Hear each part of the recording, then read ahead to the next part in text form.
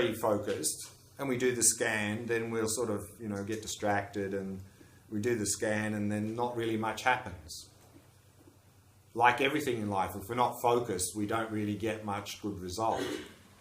So that's why in the Goenka retreat, the first 4 days involves no Vipassana, only Shamatha, focusing here at the nostrils, just to develop a calm, clear and focused mind. Then the next 5 days is the actual Vipassana, what we just basically did in this meditation, scanning the body, scanning, observing sensations, observing the reality of the body. Because actually now, experientially, when we sort of look at the body very superficially, don't we have a sense of a solid body? There's a single solid body here, isn't there? Isn't that what we relate to? There's a single solid body here. But then, with a calm, clear, focused mind, if we look, is there a single solid body there? Or is there just constant flux and change going on? So if we can do this Vipassana practice in observing the body, we can get to this direct experience of just flux and change. And then suddenly the solid body collapses. Now, unfortunately, when this happens to many people doing this Goenka retreat, people freak out. They have a lot of fear. Why?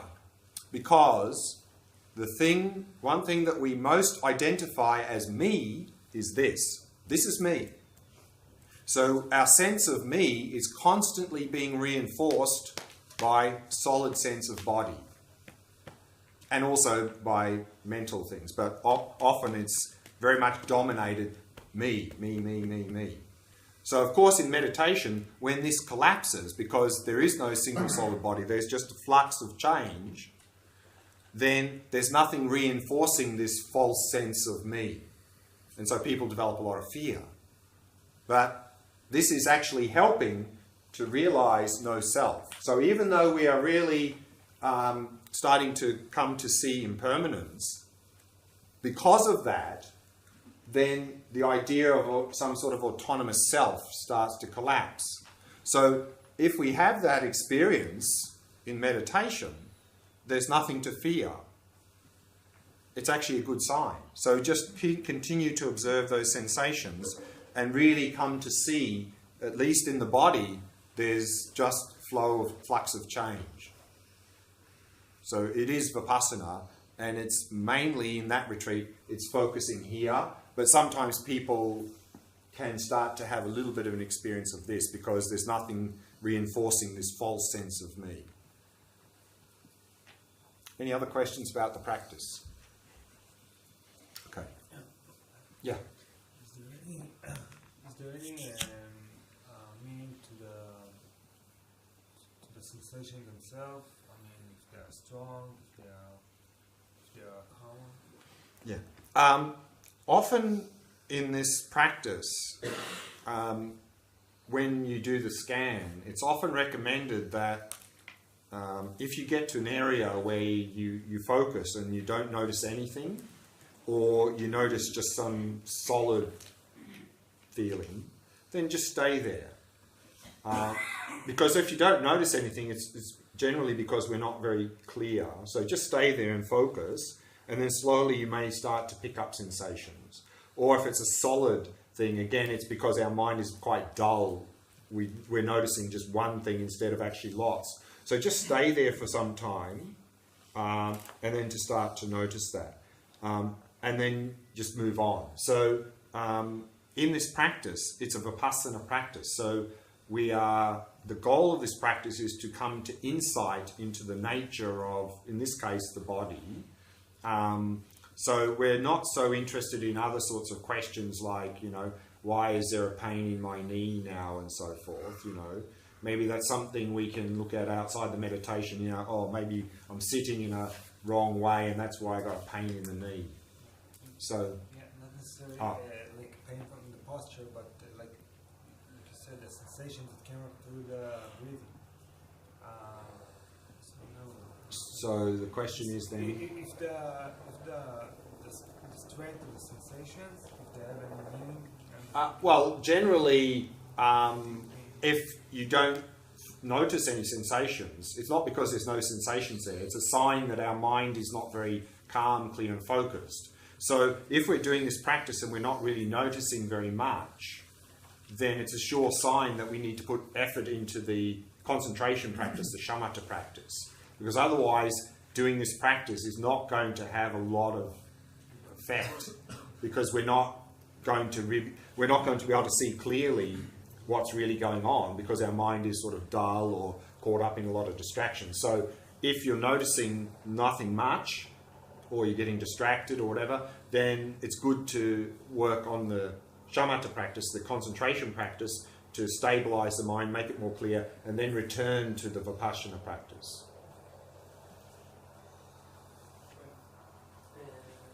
Sometimes when I feel something, focusing on it, or grasping it in my mind, just keep it like, I have some weird sense that I'm pulling, like keeping it longer, making it last. And sometimes when I don't do it enough, like, just like I missed it, like it's gone, but it's still there, and I keep being dull. Yeah. So in this practice, that's why it's important to have this bare attention, is to not get caught up in craving the pleasant things and having aversion to the unpleasant things. So if you notice any of that, then just let it go, let it go, let it go, let it go. They're just sensations. Whether it's pleasant, unpleasant, strange, doesn't matter. Whatever's there, just observe it. Just observe it. So yes, if we have those mental afflictions, that's going to affect, and that's going to cloud actually our seeing what's actually there, because we're going to bring in a lot of conceptual projection, which we're trying to strip away, in fact.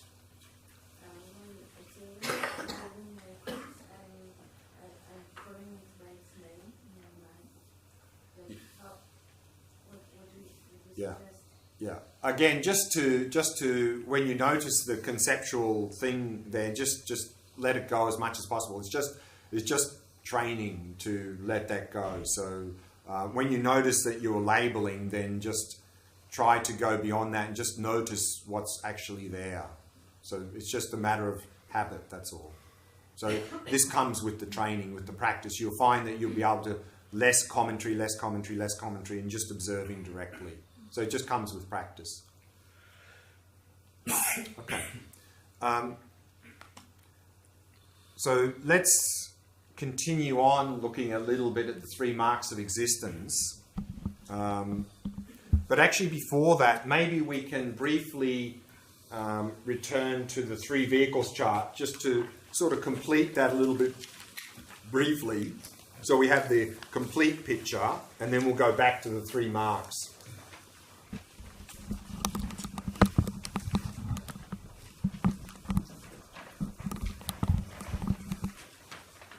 So what we've seen here is that at the foundation level, which is what's called nowadays the Theravada vehicle, the goal is nirvana, to be liberated from suffering and mental afflictions. And the Vipassana practice there were these 3 insights: impermanence, dukkha, and no self. Particularly this no self, to eliminate the fundamental ignorance, mental afflictions, and achieve that goal. Now, also, then the Buddha taught actually there is a deeper level of distortion going on than those 3. Stable things, things in the nature of happiness, the autonomous self. There's something deeper going on still.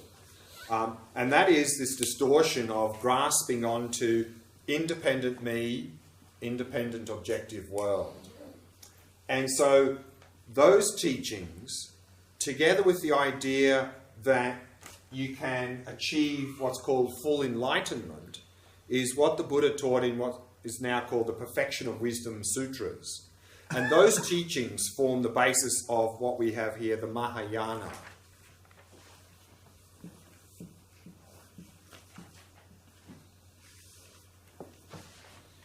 And these teachings spread in India through the Sanskrit language. And they spread then from India over the Silk Route, over the Himalayas onto the Silk Route into China, Korea, Japan, Vietnam, and also over the Himalayas into Tibet. So in those Buddhist traditions, they're classified as Mahayana traditions. Then the goal is enlightenment.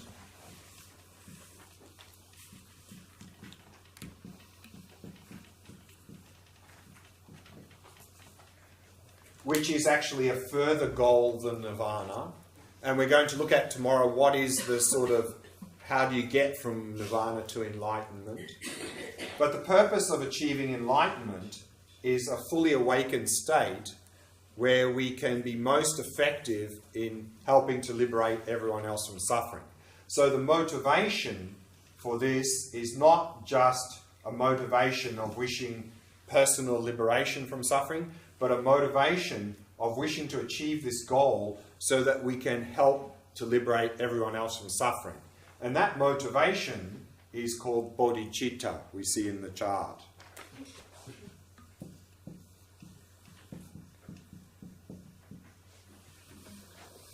Again, a Sanskrit word. Chitta is mind, Bodhi is enlightenment. So Bodhichitta is literally the mind of enlightenment. It's the mind which aspires to enlightenment in order to help liberate others from suffering as well. And someone who's developed this aspiration is called a bodhisattva.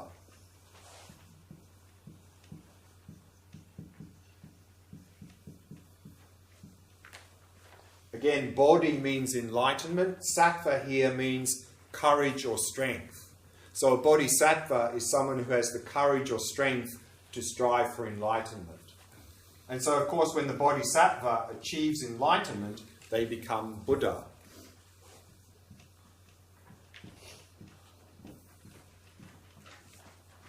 And how to achieve this goal of enlightenment, we see in the practices here what's called the 6 perfections. I won't go into in any detail. The generosity, ethics, patience, joyous effort, concentration, wisdom. The first 3, generosity, ethics, patience, can be sort of subsumed into ethics. And then we have concentration and wisdom. And joyous effort is something we need to apply to all 3.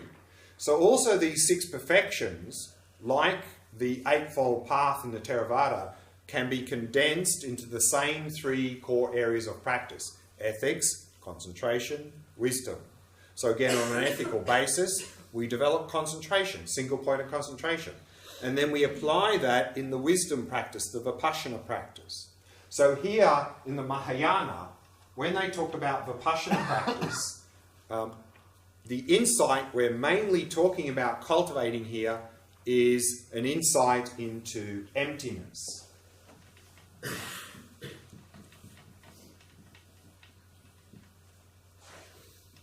As we see here in Sanskrit, this is shunyata. And emptiness here is a realization that nothing exists independently. Everything's empty of independent existence, meaning there is no independent me, no independent objective world. But of course, emptiness is not saying nothing really exists. Emptiness is saying nothing exists independently. Why? Because everything is dependently existent. So here we have really this idea of interdependency. So that's what emptiness really means. Everything is interdependent.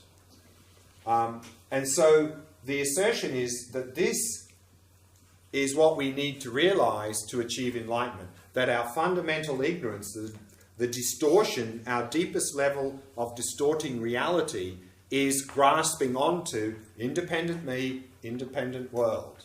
And we need to overcome this ignorance through realizing emptiness. And so that's what we're going to be starting to look at later this afternoon, and that's going to be our main focus tomorrow. How to cultivate, well, first, how to establish this view of reality, and then how to meditate on it. And then very briefly, to finish the chart, we have Vajrayana also mentioned.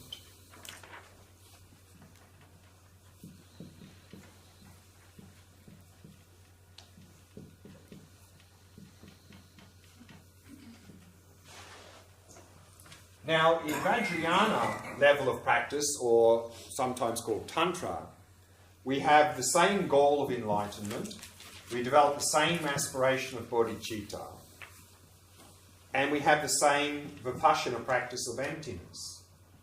So what's different between the two? The difference is that here, both in Theravada Mahayana, we're trying to work with the mind we have now. It's often called the coarse mind. We're trying to subdue it, we're trying to focus it in the shamatha concentration practice, and then we're trying to use that to penetrate reality in the Vipassana practice. But we have deeper levels of mind that normally we don't have any access to. But in Tantra or Vajrayana practice, there are practices that can help us to gain access to this deepest level of our mind, sometimes called the very subtle mind. And it's given many names in Buddhism.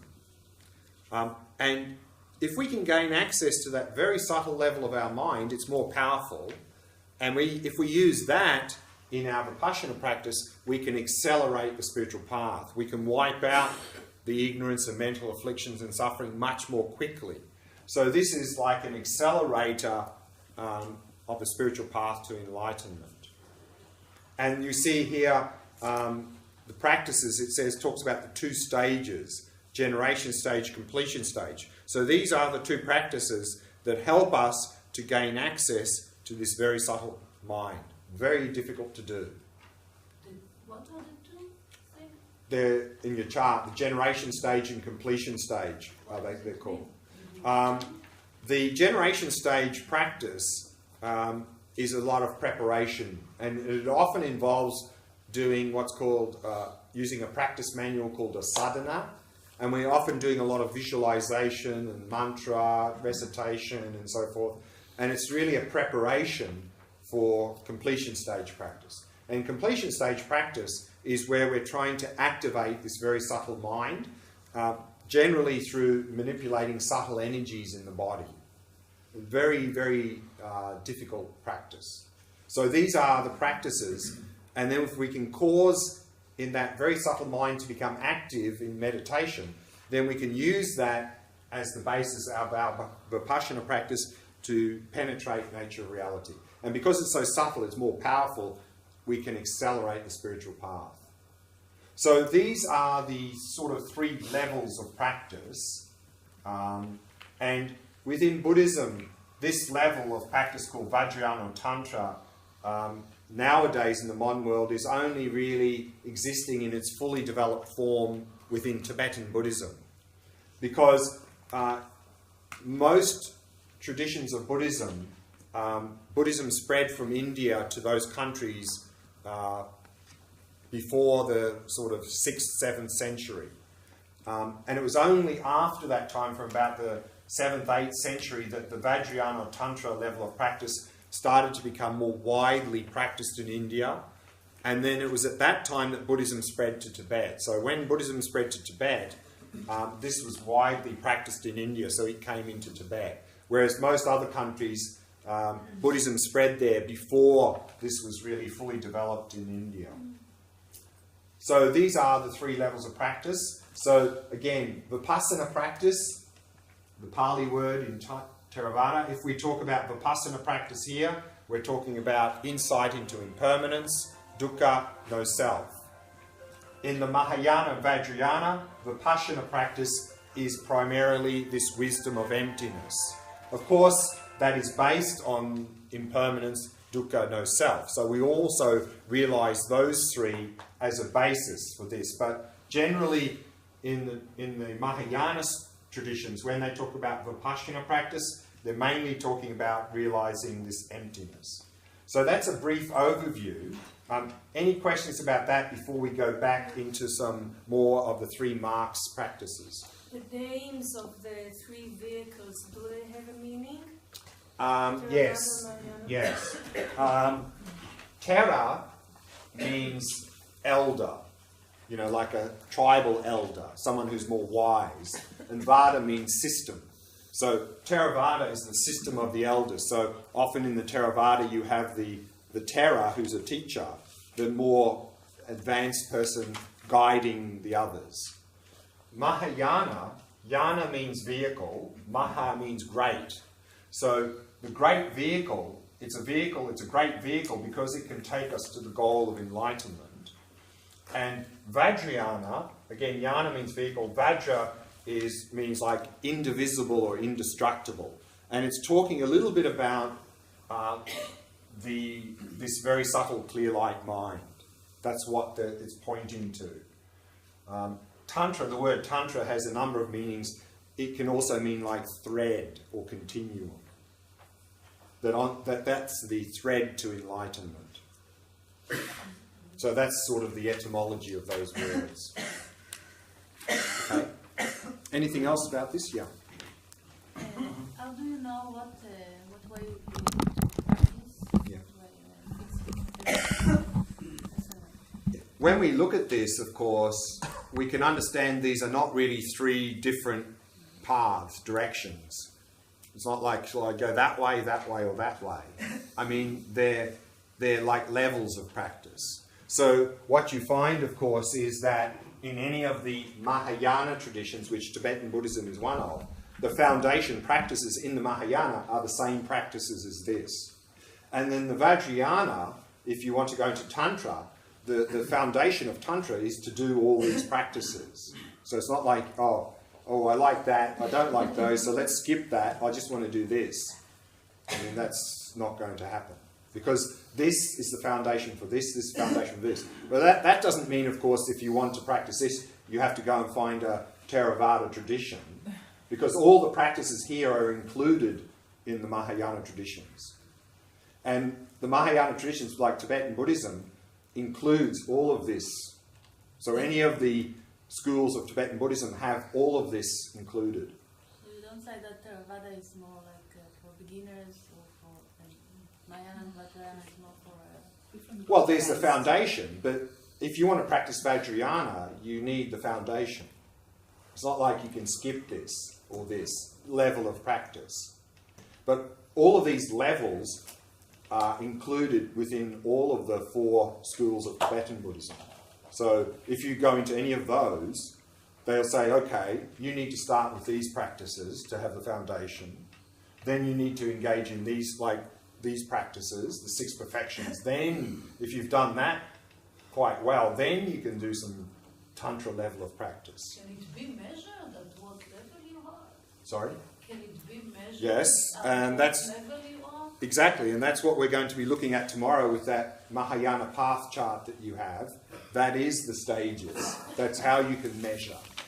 So we're going to look at that tomorrow. How to progress. Are you going to talk again about the last thing, what you say, the last... No.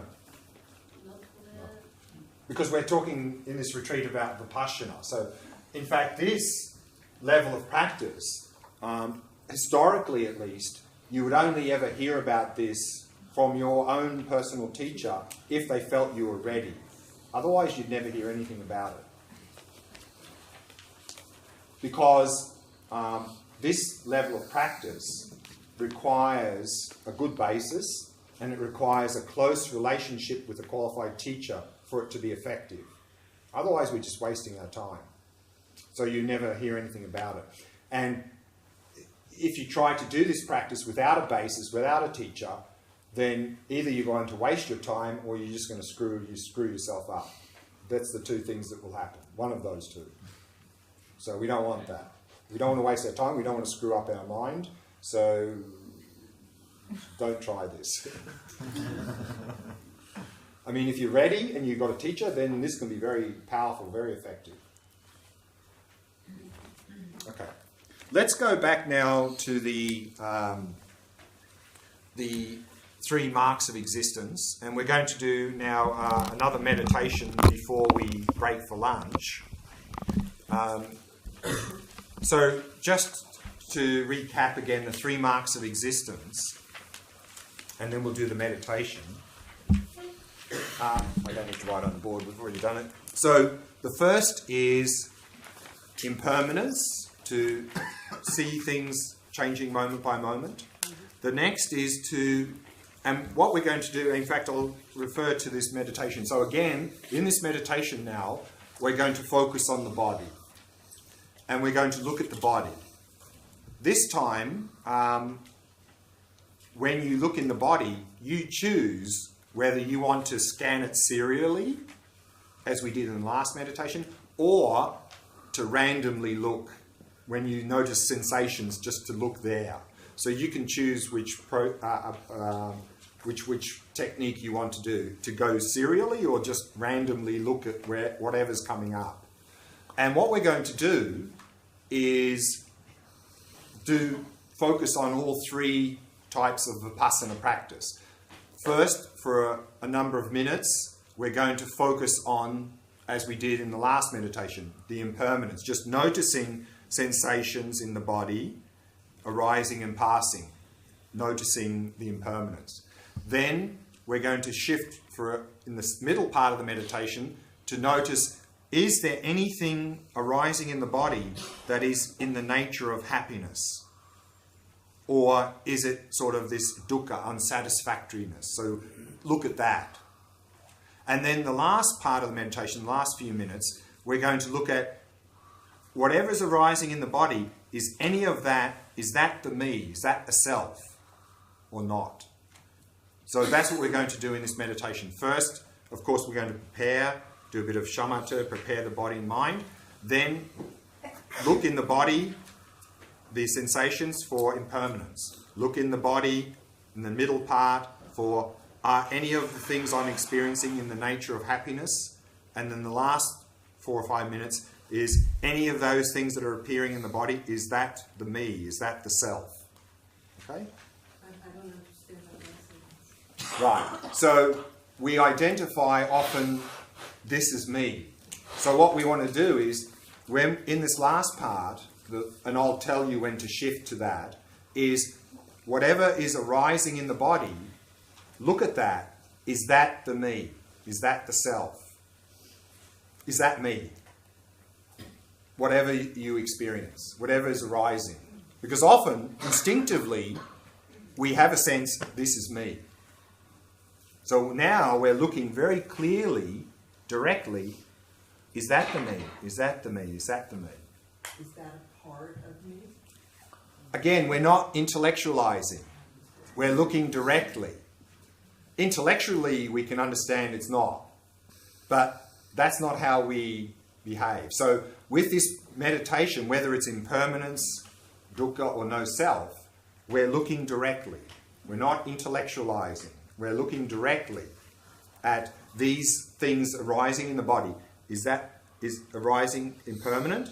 Is it in the nature of happiness? Is it the self? Just look directly. Don't do intellectualize. Otherwise we'll come up with all sorts of grand ideas. So Vipassana means direct insight. We have to look directly with bare attention. When you say nature of happiness, it means that are we happy because it's No, if you have some experience in the body, look at that experience directly, and is that in the nature of happiness itself? Or is it merely just some transitory thing? Means it's just some sort of fleeting sensation? Or is it really happiness? And you're saying that we have to feel the sensation, and if we don't, then... Well, like I said, you can either serially scan, or you can just notice sensation in any part of the body randomly, as you like. So you can use either method as you like. Okay. So let's do that practice again, about 20 minutes, and then we'll break for lunch.